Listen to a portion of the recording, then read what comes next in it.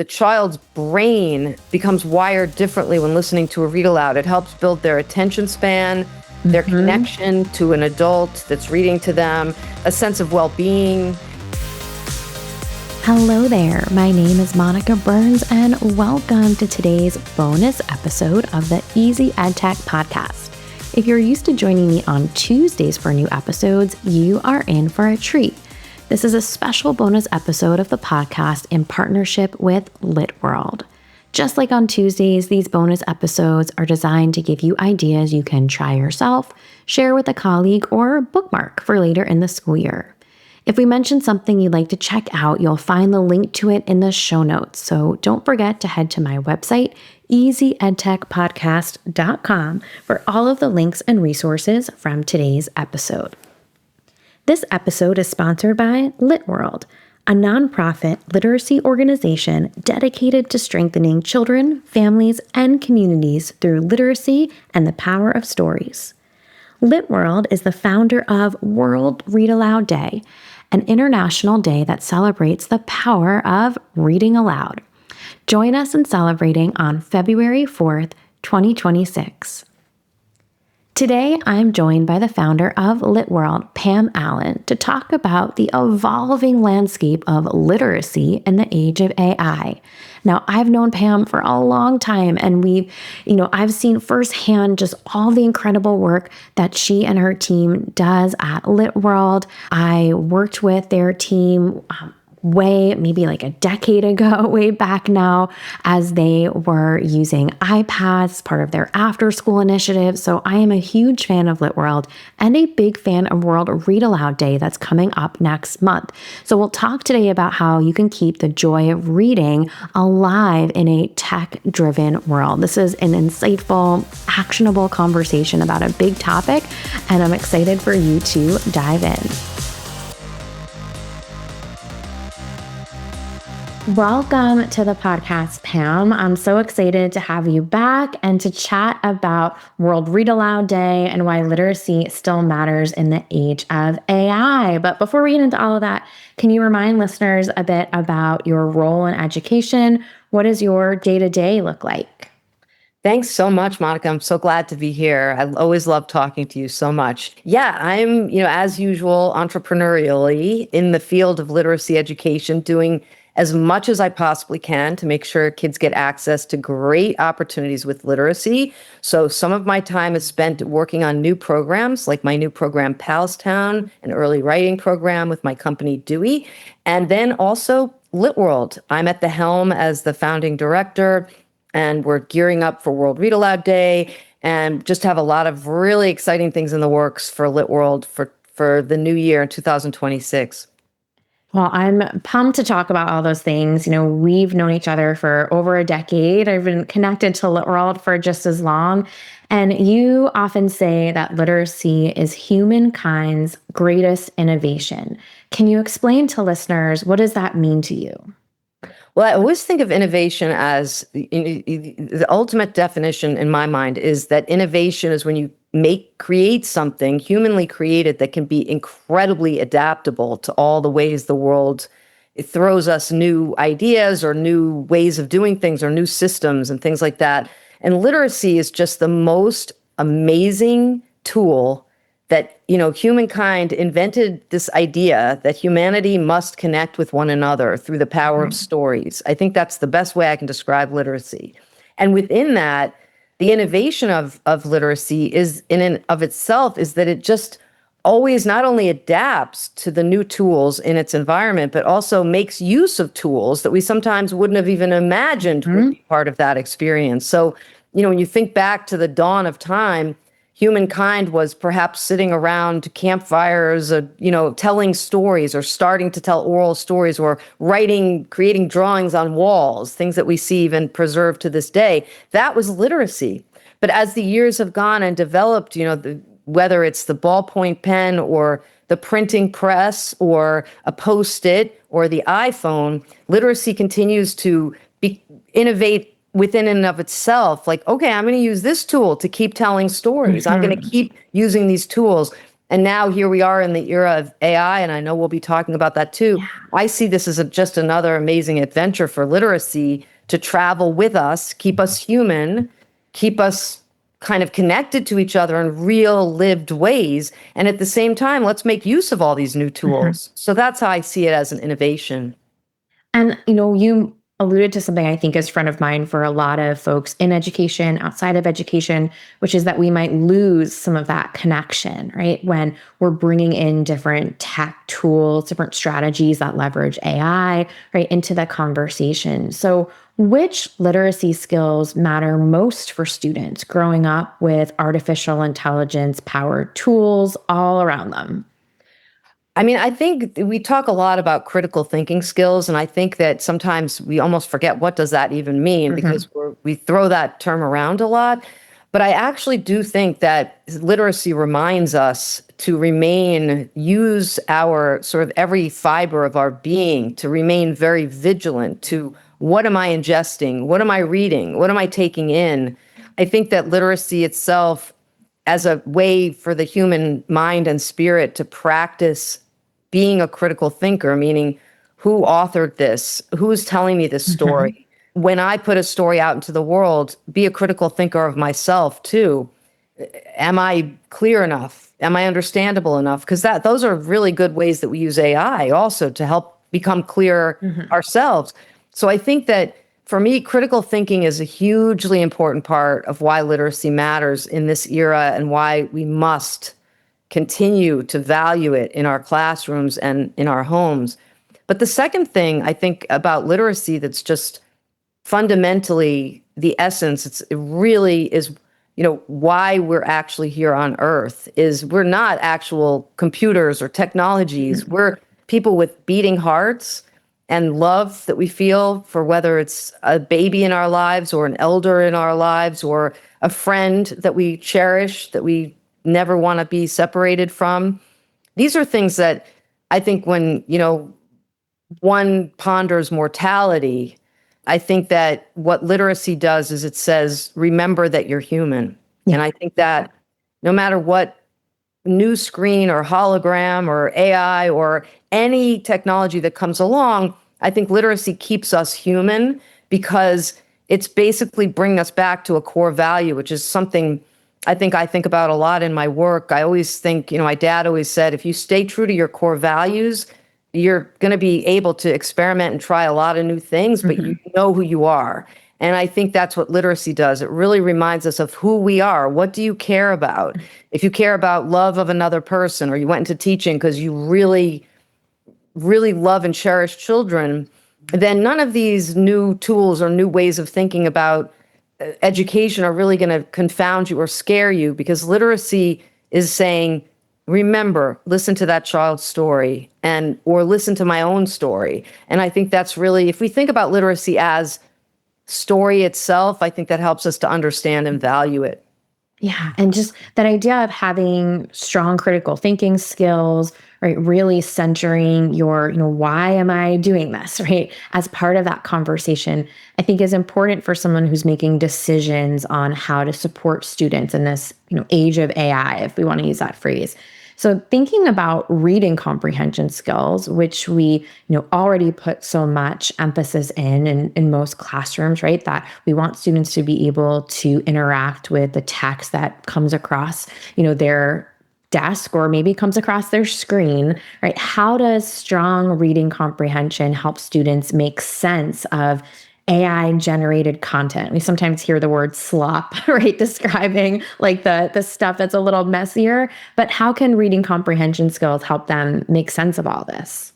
It's interesting because, I always think that reading comprehension, when I'm teaching it or talking to teachers about how to teach it, I recognize that it's, there's a lot happening when you're comprehending something. And some of it is, it's touching into stamina and fluency also, because the stronger reader comprehends well because they're not struggling through the very basics fundamentals of stretching the sounds of print, or they're really kind of going deeper and able to say, hey, I know what's happening in this text.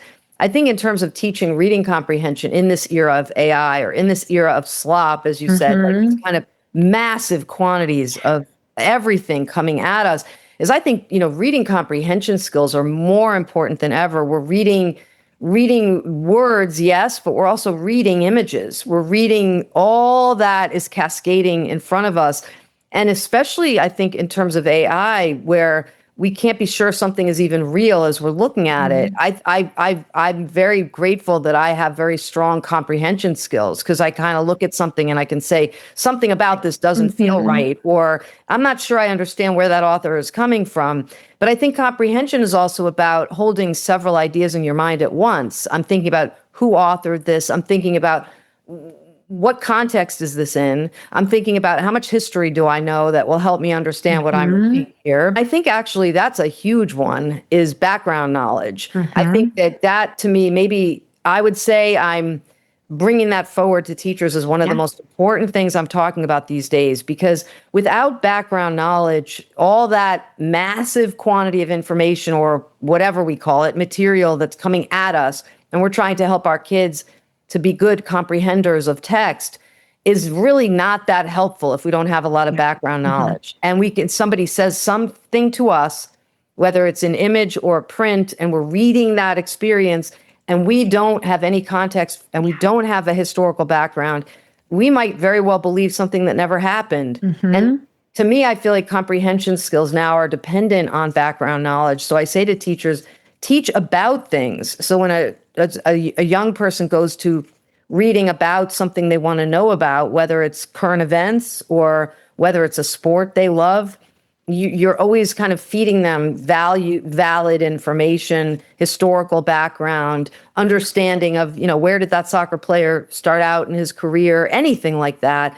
And then comprehension itself is this kind of interplay with, like, if you're reading fiction, it's not separating out. I'm going to tell you what the plot is, and then 5 minutes later, well, now I'm going to tell you who the characters are. It's like putting it all together.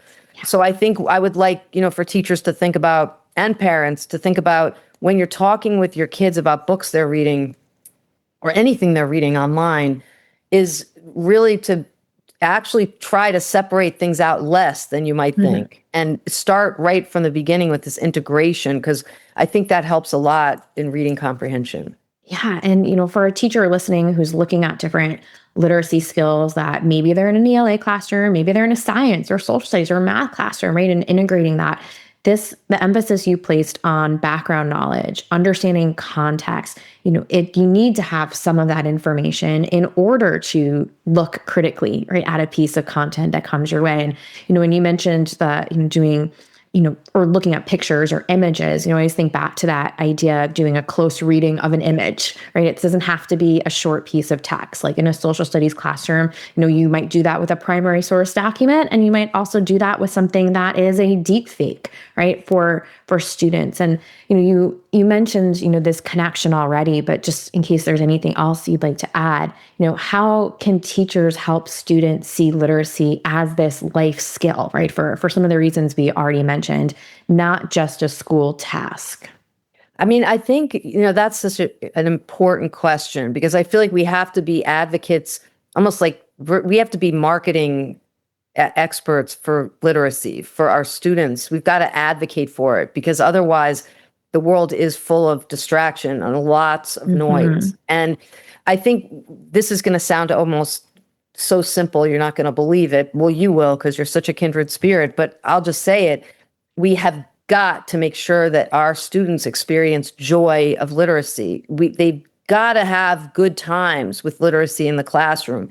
It can't really only be about plugging our way through the core program, core literacy program, or reading excerpts of things, which a lot of these programs are only doing, but actually to remind our students that when you get lost in a story, whether it's a read aloud that the teacher is doing for you, or you're reading independently and you're actually reading a whole book, not just the excerpt to prepare for a test, you're actually reading a whole book from start to end, and you're sobbing your way through the end of Charlotte's Web, or you're laughing your way through Captain Underpants, or you're blown away, by a Kwame Alexander, novel in verse.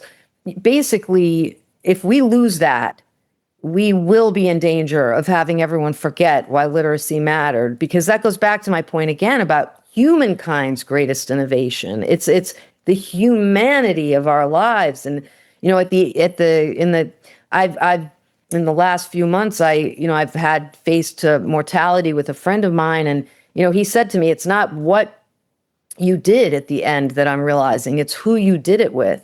And when you actually think about that, someone speaking from there to say that to us and remind that to us, that literacy is me preserving those stories, me laughing over a story, but also reading a book and saying, okay, now I get it. Like, I'm not so alone after all. Like, I'm a shy kid, and so is that kid in that book. Or I didn't have many friends until I met my other friend, and that's what happens in Frog and Toad. And this is the foundations of human life. These children's book authors and young adult authors are geniuses. They have captured something that nobody else can do, and we must keep using them to show our kids why literacy matters. And just the community building component of that, right? There was a Frog and Toad example like he gave, right? For a student to see themselves in something they've read, or feel that sense of belonging, right? Whether they're reading on their own, they're reading with someone else. And, I wanted to make sure that we talk today about one of my favorite kind of reading things that happens every year, which is World Read Aloud Day. And read alouds are such, as a classroom teacher, are so near and dear to my heart. And World Read Aloud Day is a really special time of year where you all leverage a good amount of technology to do something that also means, right, we might sit around in a circle and share a great piece of literature together. So again, right, World Read Aloud Day is coming up. What does this look like to be a part of, if a teacher wants to be a part of it? And why does reading aloud still matter? Why is it so important? It's so important. And I'll just say the way to make it happen in your classroom or in your at home or anywhere in your community is easy. Visit litworld.org. And there we have a whole section for World Read Aloud Day. We partner every year with Scholastic, and they have a wonderful, literally the entire day of authors reading aloud on their Story Voice Live platform. And it's all free. It's just an amazing gift to the world that they do. LitWorld also has some great packets of info for all ages and great book recommendations and things like that. And it's always the first Wednesday of every February, which, by the way, something of interest is that the reason we chose that day is because it's the one day that we actually figured out.